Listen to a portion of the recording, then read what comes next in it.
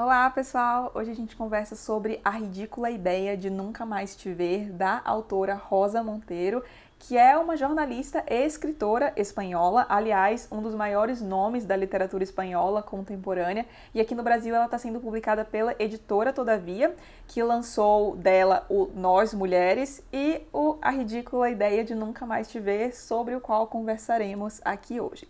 Então, do que trata este livro? A Rosa vivia um relacionamento de 21 anos com o seu marido, Pablo Lizcano, que também era um jornalista espanhol, até que o perde em 2009 para o câncer. E desde então a Rosa vinha enfrentando o processo de luto, um bloqueio criativo, não sabia muito bem como lidar com aquilo, tinha sido a primeira grande perda dela e estava ali tentando escrever novamente, ter alguma ideia para um livro, mas sempre ficava um pouco estancada, até que em 2011 ela recebe um e-mail de uma editora propondo que ela escreva um texto sobre o diário que a Marie Curie manteve após a morte do seu marido, Pierre Curie. E neste e-mail a editora até fala que ao ler o texto da Marie Curie, o diário que ela escreve após a morte do Pierre Curie, talvez a Rosa pudesse encontrar uma maneira de enfrentar aquele processo de uma forma melhor. A Rosa então se interessa, lê o diário e a partir daí surge um interesse desenfreado por Marie Curie. Ela começa a ler diversos textos sobre a Marie Curie, vai atrás de biografias dela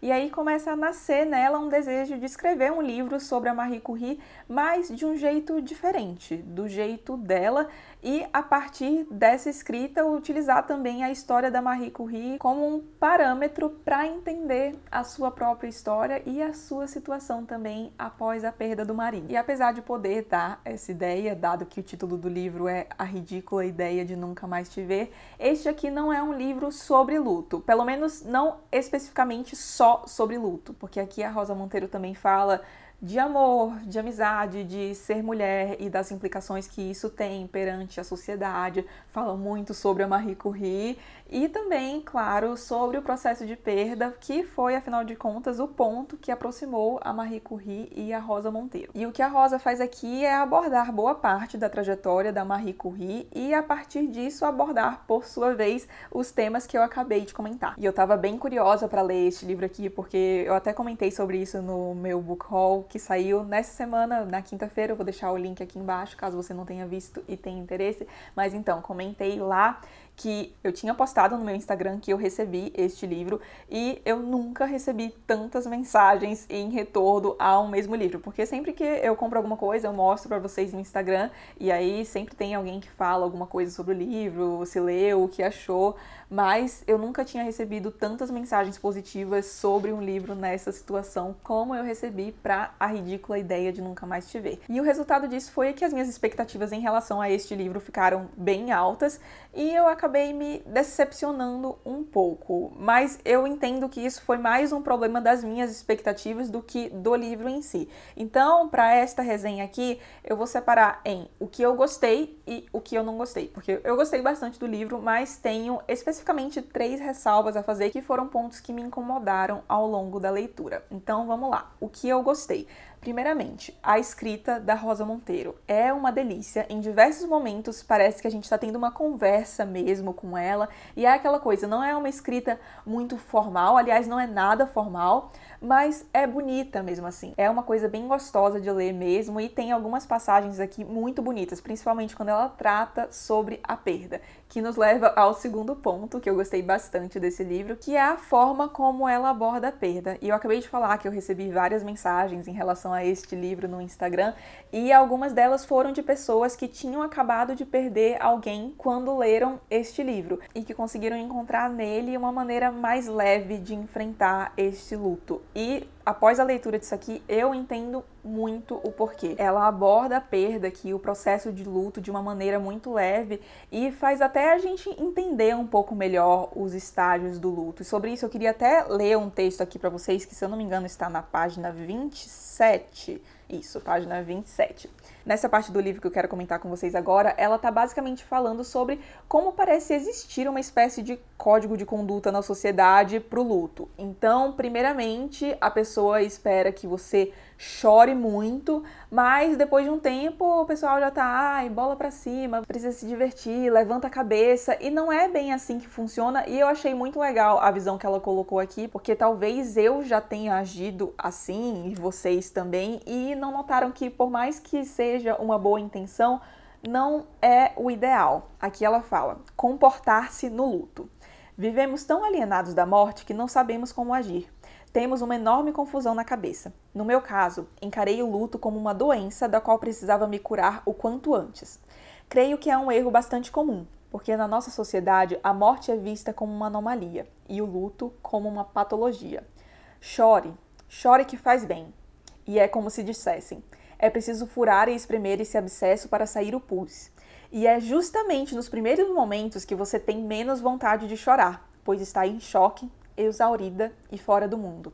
Mas logo depois, em seguida, justo quando você está encontrando o fluxo aparentemente inesgotável do seu pranto, as pessoas à sua volta começam a lhe cobrar um esforço de vitalidade e otimismo, de esperança no futuro, de recuperação da sua tristeza. Porque é exatamente assim que se diz. Fulano ainda não se recuperou da morte de Cicrana. Como se tratasse de uma hepatite. Mas você não se recupera nunca. E esse é o erro. A gente não se recupera, se reinventa. Não é minha intenção criticar ninguém ao contar isso. Eu também agi assim antes de saber. Também disse, chore, chore. E 3 meses depois, vamos, chega, levante essa cabeça, ânimo. Com a melhor das intenções e o pior dos resultados, certamente. Então, acho que tanto isso, mas algumas outras coisas que ela fala também em relação a esse processo de perda e de luto podem ajudar alguém que está enfrentando uma perda neste momento a entender melhor o que está acontecendo. E a última coisa que eu queria comentar, que eu gostei bastante neste livro, e foi a coisa que eu mais gostei, devo ser sincera, é saber mais sobre a trajetória de Marie Curie. Eu achei que eu já sabia até que bastante sobre ela, mas lendo isso aqui eu descobri que eu não sei praticamente nada sobre Marie Curie, e eu até comentei no Instagram que depois de ler isso aqui eu preciso de uma biografia da Marie Curie. Então não se surpreendam se ainda neste ano aparecer alguma resenha aí de biografia da Marie Curie neste canal, porque eu diria que é bem provável depois da leitura disso aqui. Marie Curie foi a primeira mulher a ganhar um Nobel, além disso é também a única mulher a ter 2 prêmios Nobel em áreas diferentes. Aliás, uma das pouquíssimas pessoas que conseguiram essa proeza de ter 2 prêmios Nobel em áreas diferentes. Se não me engano, só existem 3 pessoas que conseguiram. E só por essa história, que é geralmente a parte da vida da Marie Curie que a gente conhece, a gente já vê que a mulher é um monumento. Mas eu fiquei ainda mais admirada com a Marie Curie depois da leitura deste livro aqui. Primeiramente que a Rosa coloca muito em perspectiva como deve ter sido para essa mulher enfrentar um ambiente predominantemente masculino e ainda no início do século XX. E a Marie Curie tinha não só essa dificuldade inerente ao seu gênero, que era ser mulher, mas também a sua condição social, porque ela vem de uma família bastante humilde, não tem muito apoio da família para continuar estudando, então é uma trajetória realmente impressionante. E uma coisa que eu não sabia é que a Marie Curie era uma pessoa muito engajada, então ela estava fazendo ali as suas descobertas sobre o rádio, o polônio, mas sempre pensando numa aplicação prática para aquilo. Então ela conseguiu o Nobel e aí todo mundo já achou que estava maravilhoso, você fez seu trabalho, só que ela continuou indo mais a fundo no rádio para ver o que ela poderia fazer para ajudar a humanidade com aquela descoberta. E aí veio a radiografia, inclusive uma baita participação dela na Primeira Guerra Mundial, que eu também desconhecia, e ela fez uma baita contribuição no fronte da Primeira Guerra Mundial, justamente através das suas descobertas e pela sua busca incansável de achar alguma aplicação prática e útil para as suas descobertas. Esses foram os pontos que eu mais gostei. Agora vamos falar do que eu não gostei. Primeira coisa, e sobre isso eu até já comentei no Instagram, que é em relação às hashtags. Eu li na internet que nas poucas mais de 200 páginas que este livro tem, para ser mais específica, 206, existem mais de 100 hashtags ao longo do texto. E eu não contei, mas não duvido, porque realmente tem muita hashtag aqui. E o que mais me incomodou no uso das hashtags, primeiro, foi a abundância, mas também porque eu acho que quebra a dinâmica do texto e acaba infantilizando também, na minha opinião. Aí eu queria até ler aqui um trecho para vocês com a hashtag, para vocês terem uma ideia de como funciona a dinâmica. Abaixo a ditadura de hashtag fazer o que se deve. Adeus à hashtag ambição escravizadora e à hashtag insegurança torturante. Estas duas são irmãs. Chega de hashtag culpa e da ordem cega de hashtag honrar os pais. Este aqui especificamente é um trecho no qual ela particularmente exagera bastante no uso das hashtags. Não é sempre assim, tá? Porque se fosse o livro inteiro assim, eu não teria aguentado ler o livro, pra ser bem sincera. Mas na própria página 27, que eu acabei de comentar com vocês, num dos trechos que eu li, eu vou ler agora o trecho com a hashtag para vocês verem como fica. Comportar-se no luto. Hashtag fazer o que se deve. Vivemos tão alienados da morte que não sabemos como agir. E eu achei que essa coisa de hashtag teria algum sentido no fim das contas. Falei, não, ela deve estar fazendo isso aqui por algum motivo plausível. E não faz sentido nenhum. No fim do livro tem até um índice de hashtag, e aí essa foi a única utilidade que eu achei para as hashtags, porque, por exemplo, quando ela fala de perda, tem uma hashtag perda. Então, no índice de hashtags, você pode ver onde é que ela fala de perda, onde é que ela fala de insegurança, onde é que ela fala de intimidade. Deixa eu ver se vocês conseguem ver um pouco do índice de hashtag. Acho que dá pra ver, né? E tem umas hashtags também que eu fiquei assim, meu Deus, pra quê? Nossa, tem uma hashtag aqui específica, a hashtag mutante. Toda vez que eu vi essa hashtag em alguma parte do texto, uma parte de mim morria. E aí eu fiquei muito indignada com isso. Fiquei, meu Deus, não é possível que essa seja a única utilidade da hashtag aqui. Aí eu fui pesquisar na internet e eu achei uma entrevista dela falando que usou as hashtags porque é um recurso muito utilizado atualmente e que, por mais que seja utilizado na internet, é muito provável que um dia ele vá pro texto. E, Rosa, não, eu nunca li, amei, um livro que tenha hashtags como este aqui e espero que essa moda não pegue. Outro ponto que me incomodou. Aqui ela fala bastante de feminismo, de girl power, dessa coisa da gente, como mulheres mesmo, enfrentarmos dificuldades simplesmente pelo fato de sermos mulheres. E ela fala dessa coisa feminista, especialmente analisando a trajetória da Marie Curie, de como deve ter sido difícil para ela triunfar naquele ambiente predominantemente masculino. E de como ela foi maravilhosa por enfrentar tudo aquilo e, de certa forma, abrir portas para que outras mulheres pudessem fazer ciência também futuramente, o que é muito verdade, eu concordo com tudo até aí. Só que ao mesmo tempo que ela tá ali falando de feminismo, girl power, etc., ela começa a falar do peso da Marie Curie, ou falar de algumas mulheres sobre alguns estereótipos que, na minha opinião, são bem machistas. E aqui eu queria citar 3 trechos para vocês terem uma ideia do tipo de coisa que me incomodou. O primeiro deles está na página 33, tem uma foto da Marie Curie, e aí ela fala que o Pierre sempre levava uma cópia desse retrato no bolso do jaleco. Marie aparece nele muito jovem e roliça. E aí depois ela fala que ela era cheinha e, gente, assim, não que fosse um problema se a Marie Curie fosse realmente cheinha, mas vocês acham isso aqui cheinha? Acho que agora dá pra ver melhor. Mas, enfim, seja cheinha ou não, primeiro que isso não é problema nenhum, e segundo, e foi o que mais me incomodou, que isso não faz o menor sentido. Não agrega em absolutamente nada ela ter falado essas coisas, aliás, muito pelo contrário. Aí o próximo tá na página 46 e ela de novo falando do peso da Marie Curie. Outro retrato da Marie Curie, e aí ela fala, aliás, nesse retrato ela está rechonchuda feito uma maçã. Minha filha, isso agrega em quê? Pra que você tá falando isso? Nossa, isso me deixou irritada. Acho que dá pra perceber, né? Porque ela fala aqui o livro inteiro de como é difícil ser mulher, de como a gente é julgada pela imagem e o que ela faz depois.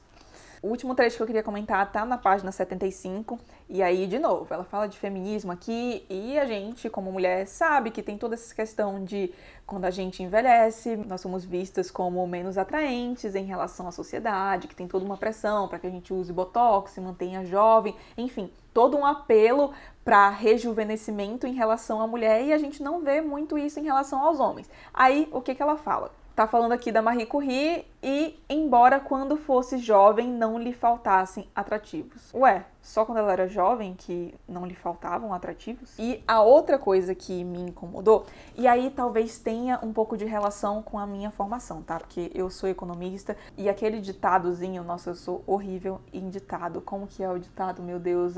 In God we trust, all others must bring data. Então, essa sou eu. Uma tradução bem tabajara, acho que ficaria algo como: em Deus nós acreditamos, todos os outros devem trazer dados.